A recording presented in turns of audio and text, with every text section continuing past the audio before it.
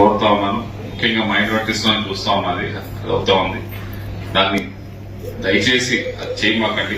ఇప్పుడున్న అవకాశాలు గవర్నమెంట్ వైపు నుంచి, ప్రభుత్వ పథకాల వైపు నుంచి చూస్తే డిగ్రీ అయిపోయేదాకా, డిగ్రీ చదివినా, ఇంజనీరింగ్ చదివినా, మెడిసిన్ చదివినా, ఏది చదివినా ఫీజు రియంబర్స్మెంట్ అనేది వస్తూ ఉంది. దాని ద్వారా పూర్తి చేసుకోవచ్చు, క్వాలిఫికేషన్ వస్తుంది. వచ్చిన తర్వాత వారికి ఉపాధి రావడం అనేది, ఉద్యోగాలు రావడం అనేది చాలానే కొద్దిగా గొప్ప చదివినా కానీ అందరికీ వస్తూనే ఉంది. కొద్ది కష్టపడే వాళ్ళు ఉంటే చాలా మందికి వస్తూనే ఉన్నాయి. వస్తే మీ కుటుంబాలు అన్ని కూడా పరిస్థితులు మారుతాయి. అంతేగాని పెళ్లి చేసి పంపించేస్తే మన భారం తగ్గిపోయిందని అనుకుంటే అది దానివల్ల నిజంగా వారికి ఉన్న శక్తిని మనం హరించడమే అవుతుంది. దయచేసి అది మాత్రం చెయ్యొద్దని కోరుతా ఉన్నాను.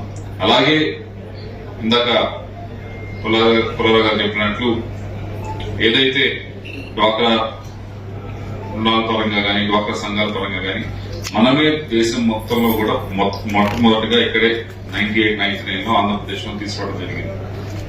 అందరికీ కూడా ఆర్థికంగా ఒక భరోసా కలిగించే విధంగా ఆ పథకాన్ని తీసుకురావడం జరిగింది ఆ రోజు. అయితే బాగానే జరిగింది, కానీ ఇంకా చాలా ఎక్కువ జరగాల్సింది. కానీ ఒక స్టేజ్ దాకా వచ్చి మహిళలందరూ కూడా ఆగిపోయారు. అంటే ఏ విధంగా ఆగిపోయారు అంటే, డబ్బు తీసుకుంటా ఉన్నారు డ్వాక్రా రుణాల ద్వారా, దాన్ని ఇంట్రెస్ట్ కో లేకపోతే సొంత అవసరాలకు మాత్రమే ఖర్చు పెడతా ఉన్నారు. కానీ దానితో ఏదో ఒక చిన్న వ్యాపారం లాంటిది, యాక్టివిటీ లాంటిది కలిసి చేసేదానికి ముందుకు రావట్లేదు. ఉదాహరణకి చాలాసార్లు చెప్తా ఉన్నా, ఇక్కడ కూడా చెప్తా ఉన్నా.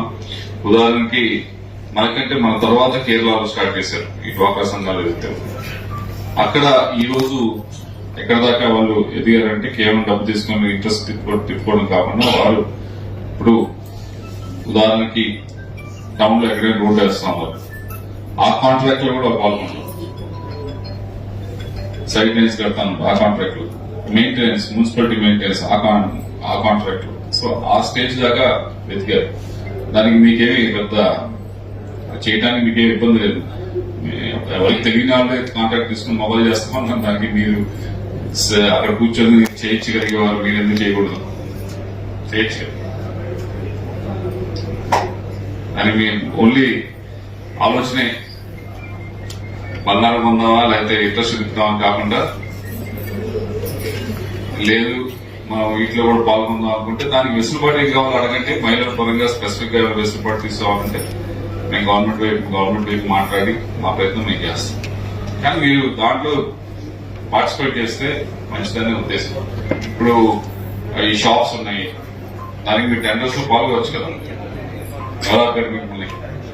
మీకు మీరే డ్వాక్రా రుణాలు వచ్చినాయి చాలే ఇక్కడతో సర్దుకుందాం అంటే ఉపయోగం లేదు కదా. మీరు అది ఎదిగినట్టు కాదు, అవునా? మరి దాని గురించి ఆలోచించేదానికి చూడండి. గవర్నమెంట్ పరంగా, సొసైటీ పరంగా కూడా మహిళలకి గౌరవం పెరుగుతూనే ఉంది. వాళ్ళని కూడా సిస్టమ్ లో ఇంకా పెంపొందించడానికి ఇంకా చేయాలి. చేసే దాంట్లోనే ఉదాహరణకి ఇప్పుడు రాజకీయ పరంగా రిజర్వేషన్ తీసుకురాబోతా ఉన్నారు. ఆల్రెడీ బిల్ పాస్ అయింది, దాన్ని ఇంప్లిమెంట్ చేయాల్సిన అవసరం ఉంది.